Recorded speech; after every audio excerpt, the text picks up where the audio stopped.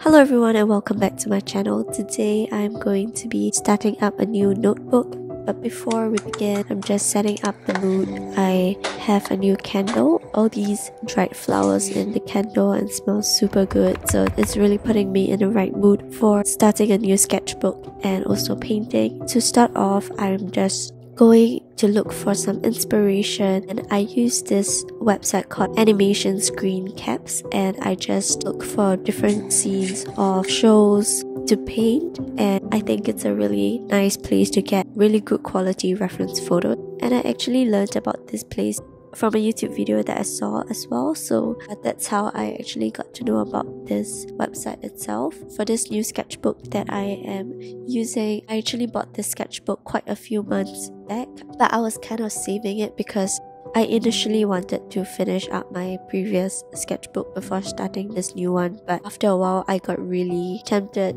to start the sketchbook, so I decided to just go for it. I bought this Stillman and Burn Delta series sketchbook.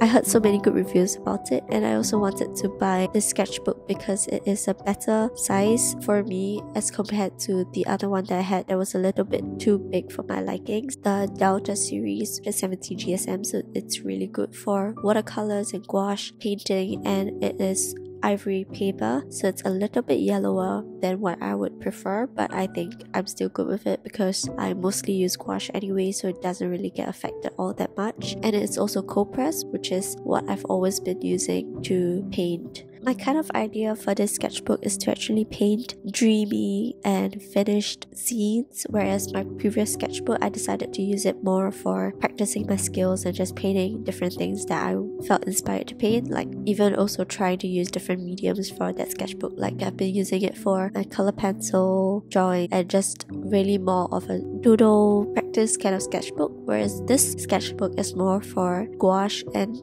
perhaps watercolor, and it's just for me to paint more aesthetic scenes, if that makes sense. So I'm going to start off my first two paintings with scenes from Studio Ghibli because that's like the one place I know for sure has aesthetic scenes involved. So the first painting is from Arrietty. I watched this show 2 years ago and I was really enamored by the scenes. It actually really reminds me of Thumbelina, and I think it's probably the Japanese version of Thumbelina. The scenes that are in Arrietty is super pretty, super aesthetic, that I actually downloaded quite a few different scenes from the website that I showed at the start of this video, and I will probably be painting more of those in upcoming videos. For these two paintings, I decided to start off with an underpainting first. I recently started to learn about underpainting. I've just been trying it to just see how it's been helping my paintings develop. I still cannot really see a significant difference, so I decided to start off with a blue underpainting because this particular scene from Arrietty is of when she was at the lake, and so I just really wanted to bring up across a cooler look as well. So for my underpainting, I used a little bit of blue along with some purple to just make the color even cooler, and then I just started to put down my different shapes for my painting. So I just focused on putting down the different shapes first, and then that's when I slowly started building it up with highlights and the shadow. For gouache, I like to do the darker colors first, and then I slowly build up to become lighter to build the highlights. I kind of had a little bit of difficulty when I was trying to paint the lake itself because I was trying to do a sort of reflection, the lighter blue that I painted, and I was trying to bring across the idea, but it's a little bit difficult to paint, so it's really a lot of trial and error for me.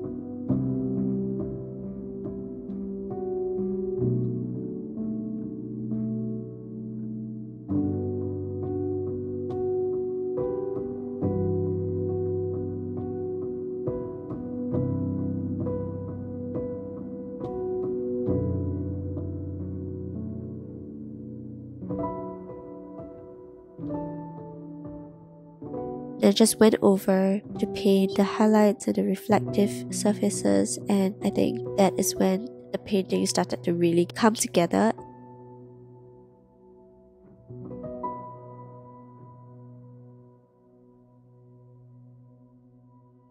I really love looking at all those kind of rainy scenes. There's just a quiet beauty in painting a rain scene. I really want to do more paintings with rain in it, maybe in the future.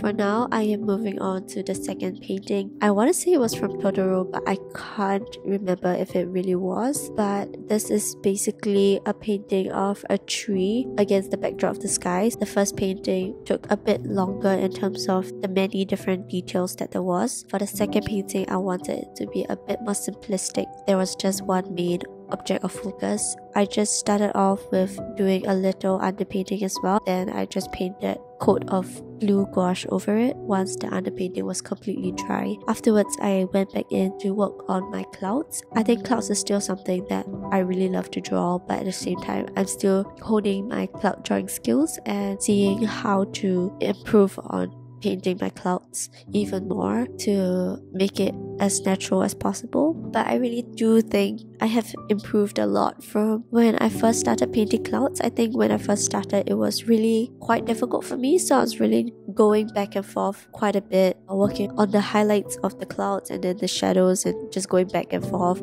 until I was somewhat satisfied with it. You can tell that I didn't really finish my clouds totally as well, because I kind of knew that that's where the tree was gonna go.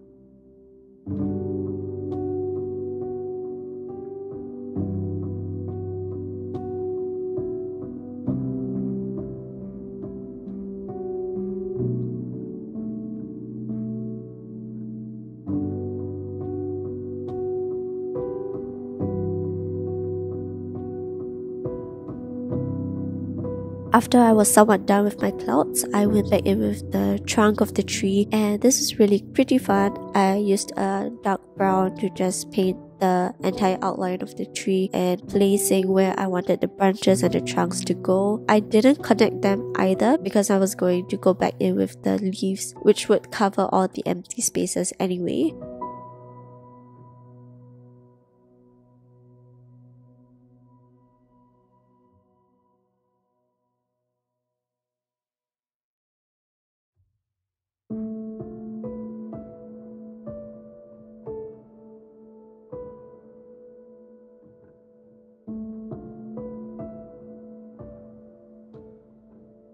In the meantime, I just wanted to work on the shadows for the trunks, so that's what I'm doing, just going back in with a darker brown and just picking out where the leaves would be covering the trunks and making them in a place of shadow.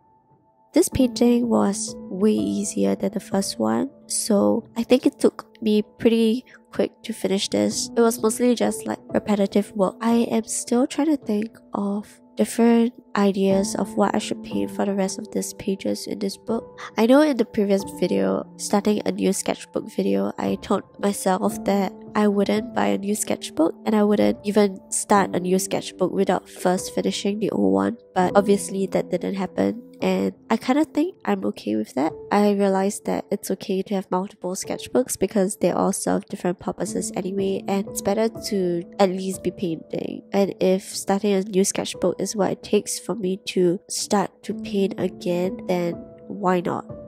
And also because I feel like the previous sketchbook was way too big and it caused me to have to spend a lot of time on my paintings just because of how much page there was to be filled up. So I'm really glad to change to this smaller sketchbook. I've been really enjoying it so far, and the pages have been really holding up well against the gouache, especially since I do quite a fair bit of layering.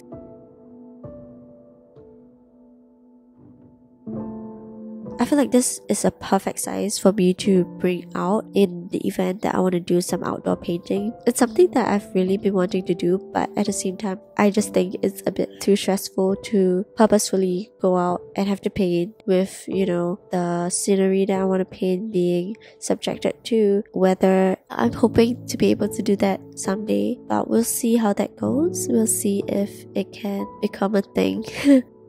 So moving back on to my painting, to paint the leaves I was just dotting off different colors. So I started off with a super dark color. When I first started painting, my paintings really lacked in contrast and everything just looked super flat, and also because dark colors for gouache dries lighter and light colors of gouache dries darker. So I kind of didn't really have that particular mindset in painting when I first started, so all my paintings looked really flat. There was no contrast. Yeah, it just didn't look good. So if there's anything I learned is that I really need to start off with a super dark color. Sometimes it may look a bit scary because the paint does look super dark, especially when you put it on paper, but as you can see in this case, the color that I first laid down for the leaves definitely looked super dark, but after it dried, it became slightly lighter, and then I just layered it with a second color of green, and then layered it with a slightly lighter green color where I added a little bit of white, and then topped it off with the highlights, which I decided to make a lime green highlight, so I added a bit of yellow to my green as well to just make it a little bit more lime green. I don't know if it helps, but yeah, just go darker than you intend to and go lighter than you intend to. The good thing about gouache is that it allows you to do many layers, so you can always just make it lighter if you realize that your highlights are not standing out enough. But for the shadow, once you place it and you put your normal object on top, it's a little bit hard to work on the shadows again, so that's why I really want to start off with a really dark shadow.